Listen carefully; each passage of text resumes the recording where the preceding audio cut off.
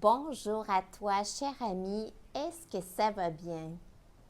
Moi, ça va vraiment très bien. Je suis contente d'être avec toi pour te parler d'un beau sujet qui touche encore Bali parce que je suis encore à Bali pour un mois. Je vais te parler aujourd'hui de ma relation avec les animaux ici. Puis comment qu'ils me permettent de grandir parce que j'apprends plein de choses à travers eux. Parce que à Bali, tous les animaux sont lousses.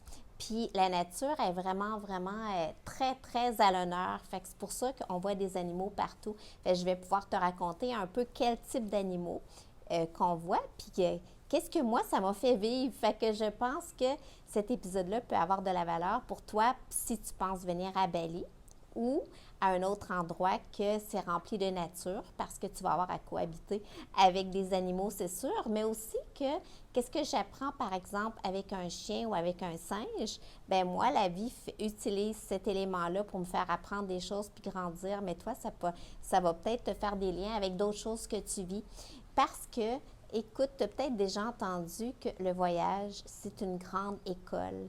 Eh bien, effectivement, c'est tellement une grande école de la vie. Puis moi, le fait que je suis nomade, puis que je vais à des différents endroits, je suis toujours en train de sortir de ma zone de confort, en quelque sorte.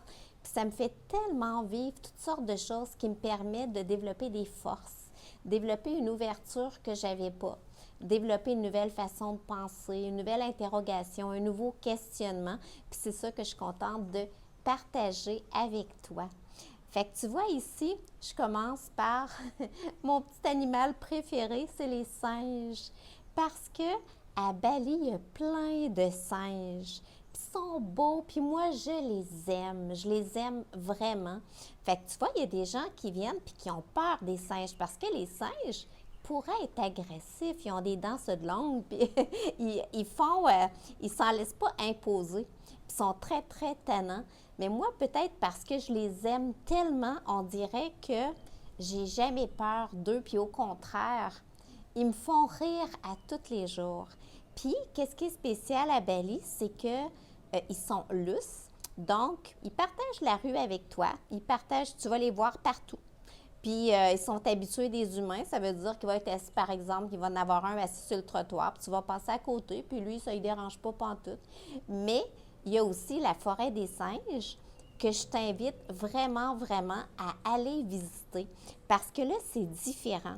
Tu vois, le reste de la place, ben, t'es lousse, puis les autres sont lousses, puis tout le monde est lousse parce qu'à Bali, il n'y a personne, il n'y a aucun animal qui est attaché. Eux, par leur karma, par leur croyance religieuse, tu fais aux autres ce que tu voudrais recevoir. Donc, il n'y a aucun animal qui est attaché. Ils sont toutes lousses.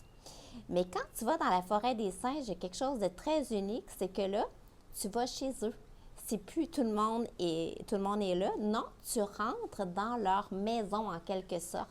Parce que c'est une forêt qui est protégée. Ils sont lousses, oui, mais c'est comme ça leur appartient cet endroit-là. Puis ça se ressent tellement que c'est exceptionnel comme ambiance. Je t'encourage réellement à aller visiter la forêt des singes. Puis là, moi, qu'est-ce que ça m'apporte? Premièrement, ils me font rire, vraiment, parce qu'ils sont drôles. Mais c'est que tu vois tous les comportements humains en les observant. Puis tu les vois tous dans une journée, tu peux voir tous les comportements humains. Fait que ça permet de faire des belles réflexions après sur, justement, nous, les humains, ou sur moi comme humain, tout simplement. Par exemple, je te donne des exemples. Les petits singes sont tannants, ils sont voleurs à part de ça, mon Dieu. Fait que tu vas souvent en voir un qui prend quelque chose. Hier, je te donne un exemple, il y a un singe qui est venu comme prendre un sac, puis là, en une seconde, il était rendu sur le toit, vraiment fier de lui.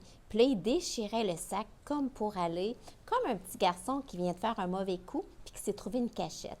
Puis là, il sortait l'affaire. Ça se mange, il le mangeait. Ça se mange pas, il le garochait. Mais tu sais, c'était de le voir comment il avait l'air fier de lui d'avoir réussi son mauvais coup. Fait que ça, tu vas en avoir des singes qui font des mauvais coups. C'est pour ça que c'est des fois la terreur des gens d'ici parce qu'ils peuvent voler des choses. Hein. Je te raconte une anecdote vraiment spéciale. Je me promenais sur la rue, Puis là, j'ai vu un singe qui est arrivé devant une boutique. Il n'y avait pas personne derrière le comptoir. Le singe a ouvert la poignée, tourné la poignée, il a rentré dans la boutique, il est allé chercher quelque chose sur l'étagère, il est ressorti puis il a fermé la porte. Et oui, j'ai vu ça. J'en revenais pas. Mais les singes, c'est ça, ils sont vraiment brillants, là. Tu vas voir aussi des singes, une maman singe, qui a le bébé après elle, puis qui saute d'un arbre à l'autre sans aucune crainte, en pleine confiance que son bébé va rester accroché, puis que, tu sais, il y a une confiance en ses capacités tellement, tellement forte. C'est tellement beau, puis ça, c'est remarquable chez tous les singes. Ils ont l'air vraiment confiants. Ils n'ont pas peur de se garrocher dans le vide, puis de prendre une branche, puis après une autre, puis passer sur un fil qui est tout petit, puis au-dessus de la rue, puis aucun problème. Ça a une confiance incroyable. Fait que moi, ça m'aide à me dire, wow, c'est le fun. C'est vrai qu'on a une force intérieure incroyable, puis eux, ils la ressentent, son instinct. Alors, ça m'aide, moi, des fois, à me connecter encore plus envers ma force intérieure. Puis, tu vois des singes, par exemple, 2, 3 singes qui sont là, qui s'enlèvent les poux, les puces les uns des autres. Puis, pas de problème, c'est vraiment pas de problème. Ils se posent pas la question de quoi j'ai de l'air. Fait que c'est cute. Fait que là, je me dis, ah ouais, c'est vrai. Des fois, là, les humains, on se casse la tête pour rien. C'est quoi que ça peut bien faire? Qu'est-ce que les autres pensent? Fait que les singes, moi, ils m'apportent ça. Un espèce de dire vivre et laisser vivre. De tu fais ton affaire, puis l'autre prend ce qu'il veut faire. Sa réalité à lui appartient, puis il a le droit de penser qu'est-ce qu'il veut. Ça t'enlève rien. Toi, tu mènes ta vie, puis l'autre, il mène sa vie, puis on est connectés ensemble. Et pour que ça marche bien, on doit être connectés par le respect et par l'amour. Parce qu'eux sont connectés par le respect et par l'amour, parce que ils sont tellement tout le temps nombreux, puis sont toujours dans l'entraide. Ça, tu vas voir ça. Des fois, un chien vient faire peur aux singes. Tu vois tout le clan qui arrive en courant pour supporter le membre de leur clan. C'est tellement beau de voir comment l'entraide est forte. Fait que tu vois que moi, là, à tous les jours, je prends le temps de observer un ou une gang de singes.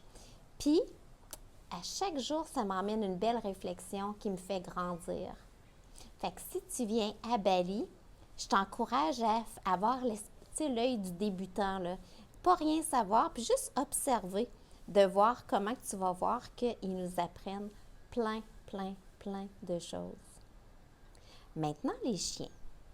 Si tu me connais depuis un bout puis que tu as entendu mes vidéos l'année passée, eh bien, ce que je vais te dire aujourd'hui, je t'aurais jamais dit ça l'année passée. Mais les chiens, ici, sont lousses, comme tous les autres animaux. Puis moi, j'avais un historique avec les chiens. Imagine-toi que j'avais peur des chiens, alors qu'il ne m'était jamais rien arrivé, moi, de spécial par rapport aux chiens. Mais ça vient de mon père. Peut-être que toi, tu as des croyances, qu'il n'y a pas des choses qui viennent de nos parents. Moi, j'ai la croyance qu'il y a des choses qui viennent avant nous, puis qu'on a le droit de s'en départir si on sent que ça ne nous sert pas. Fait que moi, par rapport à ça, eh bien, je me disais, Colline, pourquoi que je suis toujours un peu craintive? Puis les chiens le sentaient, les chiens étaient toujours agressifs envers moi. Puis mon père, pour te faire un portrait, tu sais, c'était quelqu'un qui, en 4e année du primaire, il a dû lâcher l'école pour devenir un adulte. Il avait des mains d'ours, il était fort. Puis, pour lui, être fort puis être plus fort que tout le monde, c'était comme ben important. Il était super orgueilleux de ce côté-là, même des fois un orgueil mal placé, du genre que au travail, par exemple, c'était sa fierté de dire, moi, je tiens un madrier, il était charpentier, puis il y a 4 hommes l'autre bord qui tiennent l'autre moitié, donc moi, je suis comme 4 fois plus fort que eux. Des choses comme ça. Il jouait à la lutte avec des gens, puis il gagnait tout le temps. Bien, c'était comme important de gagner. Tu sais, il y avait un orgueil comme ça, mais il avait peur des chiens. Puis il l'a jamais admis. Fait que sa façon de se protéger, c'est qu'il était hyper agressif envers les chiens. Moi, je le trouvais pas gentil envers les animaux. Mais tu sais, avec mes yeux d'enfant, je comprenais pas. Maintenant, je comprends que c'était juste qu'il acceptait pas, il voulait camoufler sa peur. Fait que moi, j'ai comme absorbé sa peur parce que les chiens m'ont jamais rien fait, mais j'aime pas. Mon rapport avec l'agressivité était différent. Moi, j'aime ça, pas être agressive. Je pense qu'il y avait un côté de moi qui disait, OK, ma tête disait qu'on a toute de l'agressivité en nous, mais c'était juste ma tête qui le voyait. On dirait que j'acceptais pas que moi aussi j'ai de l'agressivité. Ben oui, on en a toutes, tu sais. Fait que la vie s'est bien chargée de me jouer un tour. Et l'année passée, alors que ma tête m'avait convaincue que c'est correct, j'ai pas peur des chiens parce que tous les chiens couraient vers moi en jappant puis en grognant. Puis là, ce que je faisais, je mettais mes écouteurs, j'écoutais de la musique ou un podcast, puis je faisais assemblant de me foutre d'eux en me disant, bon, ben tiens, je suis indifférente, j'ai pas peur, ils n'ont pas de raison d'être agressifs. Mais ça, c'était juste ma tête, là. Puis tu sais, quand c'est juste la tête, des fois, tu as l'impression que tu as compris, mais tu n'as pas compris. Puis la vie va te charger de te faire comprendre. Alors, ce qui est arrivé, c'est qu'un chien qui avait la rage m'a mordu. Puis là, j'avais 24 heures pour sauver ma peau. Ça veut dire quel gros apprentissage, parce que j'avais à recevoir de la grosse médication. 5 vaccins, un antibiotique, un sérum dans l'os parce que l'agression avait été assez grosse que le chien s'était rendu jusqu'à l'os. Puis, fait que là, ça m'a fait revisiter, ça m'a fait grandir. Parce que je me suis aperçue que j'avais vraiment une mauvaise opinion de la médecine. Pour moi, j'aimais me dire que je suis toujours en prévention, puis qu'avec l'Ayurveda et la santé naturelle, j'ai pas besoin de prendre de médicaments. Puis cet événement-là m'a fait revisiter, là, j'avais pas le choix. Si je prenais pas la médication, je mourrais dans les 3 semaines, je commençais à devenir sénile, puis je mourrais dans les 3 mois, assurément. C'est une maladie 100% mortelle. Donc, je me suis dit, Thérèse, t'es donc bien rigide. Pourquoi dire qu'une affaire est bien puis une affaire est pas bon? Ça m'a aidé vraiment à revisiter que, oui, c'est vrai que quand je vis en prévention, c'est vrai que la plupart du temps, j'ai pas besoin, mais pas obligé de qualifier de un de bon puis un de pas bon. Parce que tout est correct en réalité, là. Il s'agit de prendre en fonction des besoins du moment, c'est quoi la meilleure option, tout simplement. Fait que ça m'a fait vraiment revisiter mes croyances par rapport à la médecine, puis je pense que c'est positif de toujours revisiter nos croyances. Mais là, par rapport à l'agressivité, c'était pas fini cette affaire-là parce que je continuais d'attirer les chiens agressifs après. Même revenue au Québec, je suis allée 3 mois au Québec pendant l'été, je les attirais partout alors que les autres personnes ne les attiraient pas. Donc, je me disais, Colline, pourtant ma tête, j'ai accepté que j'ai de l'agressivité en moi, mais ça, c'était ma tête. Puis là, je repartais en septembre, je repartais pour revenir en Asie, mais je passais 2 mois en Thaïlande avant de venir à Bali. Imagine la belle leçon de vie. Je trouve mon logis idéal. C'était vraiment cool. C'était à Koh Phangan. C'était extraordinaire comme endroit. Mais il y avait une petite phrase en dessous qui disait « La personne qui va venir ici doit aimer les chiens parce que j'ai 5 chiens de rue lusses, puis tu vas cohabiter avec. » Là, je me suis dit « OK, c'est pas pour rien. Donc, je dois aller là. » La vie met sur ma route l'occasion de boucler la boucle avec tout ça. Mais on dirait d'avoir cette croyance-là, de faire confiance que c'était pas là pour rien, puis de dire, OK, ouais, ça l'a résolu quelque chose. Parce qu'à partir de ce moment-là, il n'y a plus un chien qui est agressif envers moi. À Bali, ils sont encore lousses. C'est sûr que l'année passée, ils étaient affamés à cause de la pandémie. Là, ils sont plus affamés, mais ça reste que c'est les mêmes chiens, là. Mais c'est moi qui ai changé. Maintenant, ils sont tous gentils avec moi, puis même que tu vas rire, je me suis même faite amie avec un petit chien qui reste dans ma rue, puis je l'aime. À tous les jours, je vais jouer avec. Qui aurait dit que je m'attacherais, puis que tous les autres chiens, j'y trouve attendrissants maintenant? Qui aurait dit que je t'aurais dit ça aujourd'hui? Parce que l'année passée, quand je suis partie, c'était, bon, ben ma fille, elle a un chien, je suis sa grand-maman, puis je l'adore. Mais les autres chiens, je veux rien savoir. Tu sais, je partais avec, mais c'était ça mon opinion. Puis là, tous les chiens, je les trouve beaux, puis ils viennent tout à moi, puis je les flatte. Puis tu sais, c'est comme, ils sont juste cute, ils font leur vie, je fais ma vie, j'ai plus aucune inquiétude. Fait que tu vois-tu comment que les chiens m'ont appris à me départir de quelque chose qui ne m'appartenait pas. J'ai simplement redonné ça, puis j'ai choisi que j'ai pas de raison, j'ai le goût de vivre dans la confiance, que qu'est-ce qui est autour de moi, ben c'est parfait, c'est correct, puis j'ai pas à être inquiète parce que je suis mon cœur partout où je vais. Fait que les chiens ont été un grand enseignant pour moi. Ici, il y a des chats. Les chats sont dans la rue aussi, puis sont cute, t'en as plein. Puis c'est ça qui est le fun parce que toutes les comme nous au Québec, c'est sûr qu'il fait froid l'hiver, tout ça, fait que les chats appartiennent à quelqu'un. Ici, on dirait qu'ils appartiennent à tout le monde, fait que c'est ça qui est unique, là. Tout le monde leur donne de la nourriture, puis ils peuvent aller n'importe où, fait que tu vas voir des beaux chats. Tu vas voir des canards. Les canards, ils sont drôles parce que ici, c'est une des viandes très, très, très prisées ici à Bali. Fait que si tu viens à Bali, tu peux manger du canard si tu aimes parce qu'il y en a c'est une de leurs fiertés. Fait que tu vas voir des clans de canards parce que ça vit toujours en groupe qui sont là, qui se promènent un à la queue leu. L'année passée, j'étais, moi, devant une rizière dans le logis où j'étais. Fait qu'à tous les jours, je voyais un clan de canards qui arrivait. Puis là, j'avais demandé au propriétaire, c'est-tu à toi? Il dit non, il arrive de quelque part. Il arrivait le matin, il s'amusait dans le champ-de-riz, puis il repartait le soir à la queue leu, alors que d'autres ont des groupes de canards. Mais tu vas voir vraiment beaucoup de canards. Puis là, tu apprends le sens du groupe. Comment que eux autres, leur force, c'est le groupe. Ils se suivent toujours.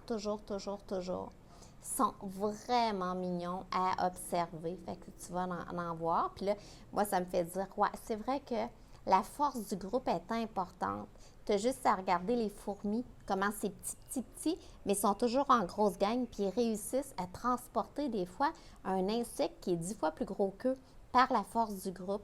Comment c'est important de se tenir, de se connecter, de s'aider les uns aux autres. C'est ça, moi, que les canards m'apportent. La notion de dire on se donne la main, puis on s'entraide mutuellement. Ensuite, les oiseaux. Il y a des oiseaux et des oiseaux et des oiseaux parce que Bali, c'est l'île des fleurs. Il y a des fleurs partout. Fait que tu réalises-tu comment que les oiseaux sont partout, sont tout aussi merveilleux les uns que les autres. Ça chante à tous les jours. Fait que moi, ça m'apprend tellement la résilience parce que peu importe les intempéries de la nature, des fois ici, il y a des pluies diluviennes, les oiseaux sont là, puis ils chantent à tous les jours, même s'ils sont petits, même s'ils sont gros, il y a toutes sortes d'oiseaux, puis à tous les jours, ils chantent. Comme si, wow, comme s'ils faisaient toujours flot avec la vie. Puis il y a tellement de belles légendes ici avec les oiseaux, c'est que dans les chambries, il y a une sorte d'oiseau qui ressemble un peu à un héron, qui est blanc et jaune, qui est magnifique. Puis là, je demande à mon amie Agoun qui habite ici parce que je lui demande souvent des questions. J'aime ça comprendre, moi. Qu'est-ce qu'ils pensent par rapport à tout ça? C'est quoi leur légende? Parce qu'ils ont plein de légendes ici. Puis il m'a raconté tellement de belles légendes avec les oiseaux.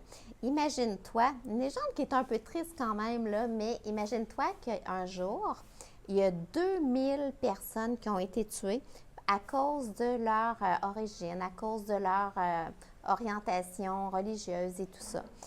Puis l'année d'après, il y a 2000 de ces beaux oiseaux blancs et jaunes-là qui ont élu domicile dans le champ où est-ce que ces gens-là ont été tués.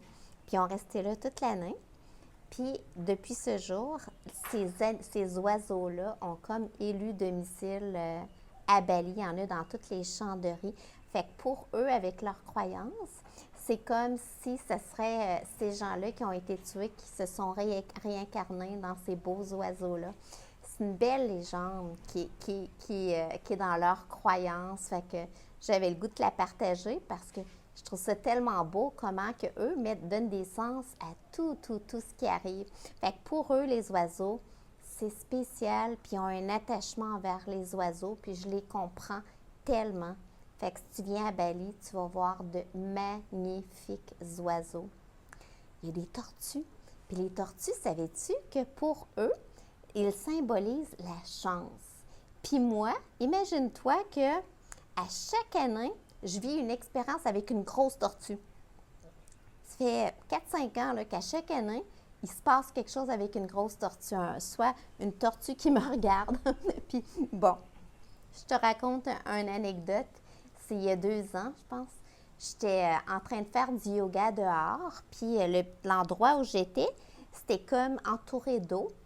Puis là, il y a une grosse tortue qui embarque sur la roche juste à côté de moi, puis qui me regardait. Je dis, OK, c'est donc bien cool. Tu sais, fait que j'arrête un peu, je la regarde. Puis après, je continue. Je remets ma musique, puis je m'étais mis une belle musique. Fait que je faisais des belles pauses de yoga. Et imagine-toi que la tortue qui était là, sans bouger, elle a allongé son bras. Elle a allongé sa jambe arrière. Ça, c'est une pause de yoga. Puis elle a gardé cette pause-là pendant tout le reste de mon enchaînement jusqu'à temps que je ferme la musique. Puis elle a sauté dans l'eau, puis elle est repartie. Puis j'ai dit ça à mon professeur de yoga là-bas. Il pleurait de joie pour moi, tant qu'il trouvait que j'avais été chanceuse parce que pour eux, les tortues, ça symbolise la chance. Puis tu sais, eux, ils sont très, très, très contents pour les autres. J'ai jamais vu un baleinier jaloux de quelqu'un. C'est tellement beau, là. Fait que pour lui, il était content pour moi que j'aie vécu cette expérience-là. Imagine, il pleurait de joie. C'est assez beau, hein? Fait que tu vas voir des grosses tortues, surtout si tu vas dans les endroits où il y a de l'eau. Tu vas voir des grenouilles. Les grenouilles aiment les champs de riz. Puis, c'est l'année passée, moi, vu que j'habitais dans un champ de riz, il y avait tellement de grenouilles le soir que je devais garder mon téléphone avec une lumière pour me rendre à ma porte pour ne pas leur marcher dessus. Parce qu'il y en avait plein, puis eux, ils ne se tassent pas. Ils restaient par terre, j'aurais pu écraser les grenouilles. Fait qu'il y a plein, plein, plein de grenouilles que tu vas voir. Il y a des petits geckos. Des geckos, c'est comme des lézards qui partout, partout, partout, qui rentrent dans les maisons, qui rentrent dans tous les endroits, qui montent sur le plafond. Fait que quand on fait du yoga, souvent on regarde par en haut, il y a 3-4 geckos sur le plafond. Bien, dans les habitats aussi, puis ça, les geckos, c'est un lézard qui ne vient pas du tout sur toi et qui mange les bébites. Fait que on est content de voir des geckos. Mais tu sais, l'autre fois, je faisais un zoom avec quelqu'un, puis là, ma cliente a dit « Hey Thérèse, il y a quelque chose sur ton plafond qui vient de bouger. » Ben oui, c'était un gecko parce qu'eux autres, ils viennent, ils ne sont pas dangereux. Puis il y en a aussi en Thaïlande. Je me rappelle, en Thaïlande, il y avait un gecko qui avait élu domicile juste au-dessus de mon lit. Fait que quand je me couchais, lui était là. Qu'est-ce que tu veux? Mais ils ne sont pas attirés là, pour venir sur les humains. Fait que fais-toi-en pas. C'est jamais, jamais, jamais dangereux. Mais tu vas voir des geckos partout. Il y en a vraiment beaucoup. Puis ils sont mignons. C'est des petits lézards. Ils sont vraiment beaux. Puis il y a des poules. Des poules parce qu'ici, ils mangent beaucoup de poulet puis d'œufs. Puis ça, là, fait que chaque habitant de resort a des poules parce qu'ils sont... leur nourriture est locale. Hein? Fait qu'à ce moment-là, ils élèvent les poules pour leur alimentation. Puis, ils sont vraiment bien traités. Vraiment, ils sont toutes lousses. Puis, pour eux, ils veulent tellement offrir la meilleure chose que quand ils vont t'inviter à leur table, si tu es un invité, ils vont tuer la plus belle des poules parce qu'ils se disent, par amour, pour dire « Hey, je t'ai choisi toi parce que je trouve que tu es la plus magnifique de toutes mes poules. » Et pour la personne qui reçoit, pour dire « Je t'offre le meilleur que je ne peux pas t'offrir. » C'est ce qu'ils font avec le riz aussi. Ils offrent le riz rouge et le riz brun à les invités, puis eux, ils prennent le riz blanc parce qu'ils n'ont pas les moyens de s'offrir eux ça. Fait que tu vois-tu la grosse générosité? Fait que tu vas voir des poules lousses comme ça sur le trottoir, des coqs, puis tu vas en voir régulièrement. Puis c'est magnifique, c'est vraiment magnifique de voir comment que cette cohabitation-là que tu vois autour de toi. Moi, tu vois, une de mes valeurs principales, c'est la liberté. Puis de sentir qu'ici, tout le monde et tous les animaux sont libres, sont lousses. Ça fait drôle à dire. Mais oui, mais c'est rare. J'avais jamais vu ça, moi, avant, que tous les animaux sont lousses comme ça. Ça me donne l'impression, le pouvoir de la liberté. Comment que c'est possible de cohabiter ensemble et d'être libre de vivre la vie qui nous convient, de vivre la vie qu'on choisit. Puis ça vient tellement rechercher une fibre importante en moi parce que moi, je me sens libre. Je vis la vie que je veux. Je choisis ma vie puis je la crée. Fait que ça, ici, j'aime ça parce que je me sens entourée de cette liberté-là. C'est de toute beauté. Fait que c'était un petit peu, je voulais te parler un peu des animaux ici, puis comment que ça m'a, je pense en tout cas que, ben moi j'apprends de tout. J'apprends de la nature, j'apprends des humains, j'apprends des animaux, j'apprends de toutes les expériences que je vis. Puis je suis contente parce que j'ai l'impression que je grandis beaucoup. Tu vois, cette année, d'avoir cette différence-là par rapport aux chiens, je suis très fière de moi parce que je suis contente d'avoir grandi. Puis moi, je veux grandir jusqu'à mon dernier souffle. Fait que je ne sais pas si ça t'a donné le goût, toi aussi, de juste penser à c'est quoi ta relation avec les animaux, c'est quoi ta relation avec la liberté peut-être. Est-ce que tu as vécu des anecdotes comme ça qui t'ont donné l'impression soit de grandir ou qui t'ont fait changer ta façon de penser ou peu importe. Si tu as vécu des anecdotes spéciales avec les animaux, soit les tiens, soit les autres, ben je t'invite à me l'écrire. Ça va me faire vraiment plaisir. Si mon épisode t'a diverti ou si ça t'a emmené des questionnements puis ça a eu la valeur pour toi, n'hésite pas à le partager parce que ça va avoir de la valeur pour quelqu'un d'autre aussi. Puis à ce moment-là, ben, tu me fais vraiment un beau cadeau. Je suis contente de voir que je te fais voyager avec moi parce que, écoute, je suis loin d'avoir terminé. Je suis nomade. Tu vois, je suis ici encore pour un petit peu moins qu'un mois. Le décompte est compté. Après ça, je vais aller au Maroc, ensuite en Europe, puis ensuite au Vietnam. Puis ça, je ne suis jamais allée. Fait que c'est pour ça que j'ai le goût de te raconter plein de choses qui vont te permettre de voyager avec moi. Fait que merci beaucoup de ta présence aujourd'hui. Ça a été un plaisir d'être avec toi. Je te serre fort dans mes bras. Je t'embrasse tendrement et au plaisir de te revoir bientôt. Bye bye.